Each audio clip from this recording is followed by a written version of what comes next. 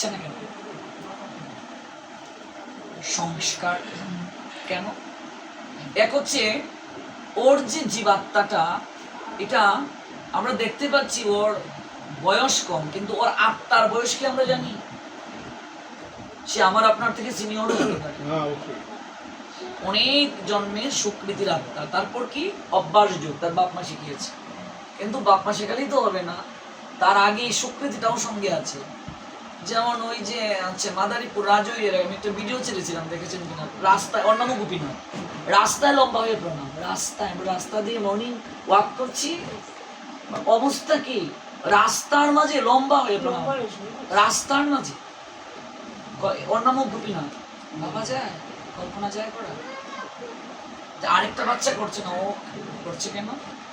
এই যে সুকৃতিটা, অনেক পুণ্যাত্মা ঘুরে বেড়ায় সেই সকল গর্ব খুঁজে। একটা বীজ, ভালো বীজ ভালো জমিতে যদি পড়ে যায়, ভালো ফসল হয়ে যাবে কিনা? আবার পরিচর্যাও প্রয়োজন। চেতনা নিয়ে আসে মানুষ, চেতনা সঙ্গে নিয়ে আসে।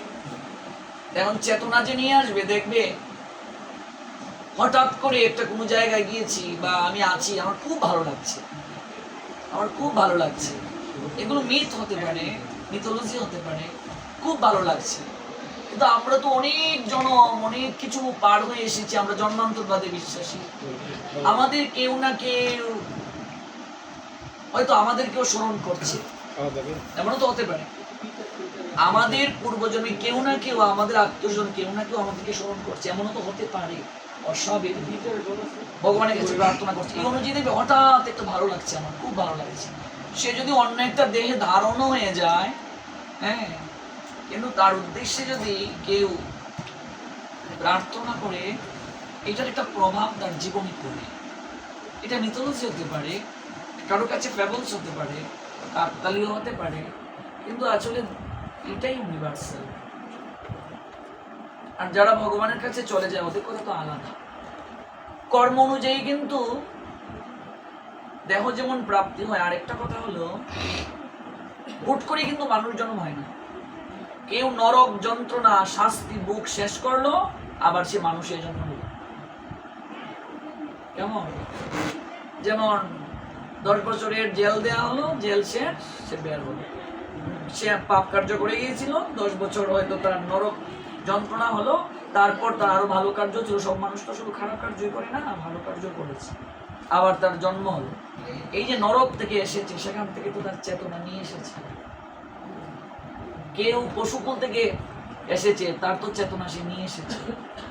কোন লোক দেখবে অপরিষ্কার থাকতে পছন্দ করে, জামা কাপড় নোংরা থাকতে রাখতে পছন্দ করে, যেমন খারাপ খারাপ যেগুলো পচা বাসি খাবার খেতে ইচ্ছা করে। শুকর কুল থেকে জন্ম নিয়েছে, এগুলো গরুর প্রাণে আছে। কে কোন কাল থেকে এসেছে কিছু কিছু বৈশিষ্ট্য থেকে বোঝা যায়।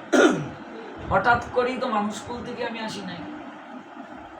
জলজানব লক্ষণী স্থাবরা লক্ষ বিংশতি ক্রিময়া রুদ্র সংখ্যকা পক্ষী নাম 10 লক্ষণ 300 লক্ষ জ্ঞানী পশু 4 লক্ষণী মানুষ, 9 লক্ষ জলজ প্রাণী, 10 লক্ষ পাখি, 11 লক্ষ প্রেমিক, 20 লক্ষ গাছপালা, 30 লক্ষ পশু, 4 লক্ষ মানুষ। এই যে গুণায়মান গতি, আমরা কোনো না কোনো জন্ম পার হয়ে এসেছি। ওই জন্মের তো আমাদের চেতনা আমাদের সঙ্গে রয়েছে, এগুলো একটা প্রভাব আছে আমাদের জীবনে। ছোটবেলা আমি মায়ের মুখে শুনেছি, আমি রামায়ণ বলতে পারতাম 6-7 বছর বয়সে। এটা কি করে সম্ভব?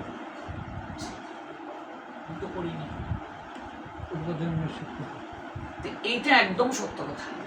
কারো মেধা দেখবে অনেক ভালো, আমার একটা প্যারাগ্রাফ কয়েকবার চোখ বুলালি আমার মুখস্থ হয়ে যেত, কিন্তু কি করে সম্ভব?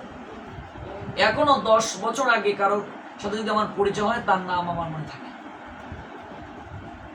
এটা কি করে সম্ভব? আরেকজন এটা হচ্ছে না কেন? এই যে ভাগবত আমরা যাকে দেখি অনলাইনে, কেমন একটা ছেলে চিন্তা যায় করে, এটা কি করে সম্ভব বলো? বলা যায় সকল সেলিব্রিটিরা পর্যন্ত তাকে দেখার জন্য আসতেছে, বড় বড় মহারাজরা সে প্রণাম করছে, সাধারণ কেউ না। পূর্বজনে কিছু না কিছু নিয়ে এসেছে। এই যে চেতনা নিয়ে আসে, এগুলো জীবাত্মা নিয়ে যায়। এই জীবাত্মা পরমাত্মার সঙ্গে কি যুক্ত হবে, তখনই তার সকল কিছু শেষ। এর আগে ঘূর্ণায়মান গতি চক্রাকারে চলতে পারছি কর্মানুযায়ী। আমি আমার মানুষ হয়ে আসতে পারবো কিনা নিশ্চয়তা নেই। এই জন্য মানুষকুল যারা আমরা পেয়েছি আমরা যেন এটাকে হেলায় না কাটাই, এটা হচ্ছে মূল কথা। আর কি করতে হবে? ভজন করেই দেহটা নষ্ট করা উচিত। দেহ তো নষ্ট হবে, দেহ নষ্ট হবে না। এই বেলুনটা কেউ না খেললো, রেখে দিল, নিশ্চয়ই এরও একটা নির্ধারিত সময় আছে, নষ্ট হয়ে যাবে। প্রতিটা জিনিসেরই একটা নির্ধারিত সময় আছে, আমাদেরও নির্ধারিত সময় আছে, এক্সপায়ার হয়ে যাবে। ঠিক তেমনি ভাবে নষ্ট যেহেতু শরীর হবেই, তাহলে ভজন করি নষ্ট করা উচিত। ভজন না করলে যদি আমি নষ্ট করি শরীর, আমাকে আবার কি হতে হবে? আরেকটা শরীর ধারণ করতে হবে। আর যদি ভজন করে আমি যাই, তাহলে হয়তো আর আমাকে শরীর ধারণ করতে হবে না, ভগবানের কাছেও চলে যাবে। এই জন্য বলছেন ভক্তি যুগের অনুশীলনটা নষ্ট হয় না। জগতে কি কি নষ্ট হয় না?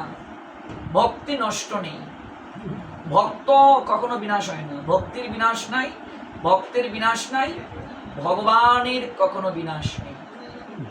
ভগবান বলছেন আমি অজ, নিত্য, শাশ্বত। আর ভক্তির বিনাশ নেই, ভক্তির বিনাশ নেই। এবং এই ভক্তি যাজনের অনুষ্ঠানটা যদি অল্প সময়ের জন্য হয়, এই যে আমরা অল্প সময়ের জন্য বসছি, কয়েক মিনিট, এটা নষ্ট হবে না। কি করবে? ত্রায়তে মহত ভয়া, এটাই আমাদেরকে শেষের দিনে আমাদেরকে সহায়তা করবে। আয়োজন যিনি করবেন, অনুষ্ঠান দাতাকে যেমন ধন্য করবে, যারা গ্রহীতা আমরা গ্রহণ করতে এসেছি তারাও ধন্য হয়ে যাবে। নইহ অবিক্রমণাশস্তি প্রত্যবায় ন বিদ্যতে স্বল্পমপি অস্য ধর্মস্য ত্রায়তে মহৎ। অজামিল প্রথম জীবনে খুব বেদ পাঠ করেছে, সাধু সেবা করেছে, ভক্তি যাজন করেছে, সব করেছে, কিন্তু একসময় একটা গণিকার প্রেমে পড়ে সব জলাঞ্জলি দিয়ে ফেলেছে। প্রথম স্ত্রীকে ডিভোর্স দিয়ে দিয়েছে, বাচ্চা কাচ্চা কেউ ছেড়ে দিয়েছে। তারপর জঙ্গলের মাঝে ঘর বানিয়ে তাকে নিয়ে পড়ে রইল, 9টা বাচ্চা হলো। সে যে ব্রাহ্মণের ছেলে এটা ভুলেই গেল, সে পৈতাও ফেলে দিল, খুলে গায়ত্রীও ভুলে গেল। কিন্তু এই যে প্রথম জীবনে সে সাধু সেবা করেছে, বেদ পাঠ করেছে, এটার স্বীকৃতি, এটার পুণ্য কখনো নষ্ট হয়। সেই কৃপাতে নারদ লোমশ মুনিকে পাঠিয়েছিলেন তার কাছে, যাও তুমি অজামিলকে কৃপা করে আসো। লোমশ মুনি এসে 10ম পুত্রটার নাম রেখে গেলেন নারায়ণ। সেই কৃপায় উদ্ধার হয়ে গেল। এই জন্য কেউ যদি ভক্তি যাজন করে 1 মাস, মনে করেন ভক্তি যাজন করলো, প্রসাদ পেলো, তারপর আর পেতে পারলো না, 1 মাসের রেজাল্ট কখনো নষ্ট হবে না। জড়জগতে সব কয়টি পরীক্ষা না দিলে কি সে পাস হবে? কিন্তু পারমার্থিক জগতের কথা আলাদা। আপনি অল্প সময় করলেন, এটাও আপনাকে সহায়তা করবে, এটা বিনাশ নেই। 1 ঘন্টা ভগবানকে ডাকলেন, এটাও আপনাকে শেষের দিনে রক্ষা করবে। আপনি 1 মাস ভগবানকে ডাকলেন আর পারলেন না, 1 মাস প্রসাদ পেলেন, বাকি সময় পারলেন না, নষ্ট। তার মানে আমরা যেটুকু সময়ই করব আমাদের লাভ, লস নয়, এগিয়ে থাকলাম। হয়তো সে পূর্বজন্মে শেষ করতে পারে নাই, এই জন্য একটা প্রসাদ বুঝি মায়ের ঘরে জন্ম নিয়েছে, আবার এই জন্মে আবার শুরু করছে। এই জন্মে যদি সে শেষ করতে না পারে তাহলে আরো এগিয়ে থাকবে। এইভাবে আমরা অগ্রসর হতে হতে হতে হতে একদিন না একদিন আমরা গোবিন্দের চরণ লাভ করতে পারব।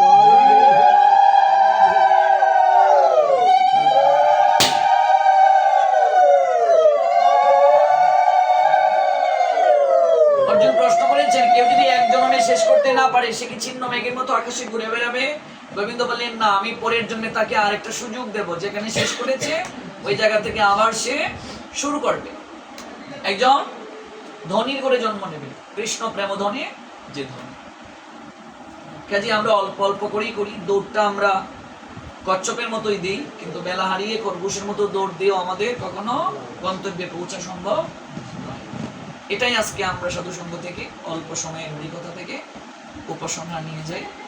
সবার মঙ্গল হোক। একবার বলুন সবাই, গঙ্গা, গীতা, সাবিত্রী, সীতা, সত্যা, প্রতিদ্যতা, ব্রহ্মাবলী, ব্রহ্মবিদ্যা, ত্রিসন্ধ্যা, মুক্তিগেহিনী, अर्धमात्र चिदानंद भवति भ्रांति नशि वेदत्रयी परानंद तत्थर्थ ज्ञानवन् इत्येतानि जपे नित्यं नर निश्चल मनुष्य ज्ञान सिद्धि लभे नित्यं तथान्ते परमं पदम् ओम नमः भगवते वासुदेवाय।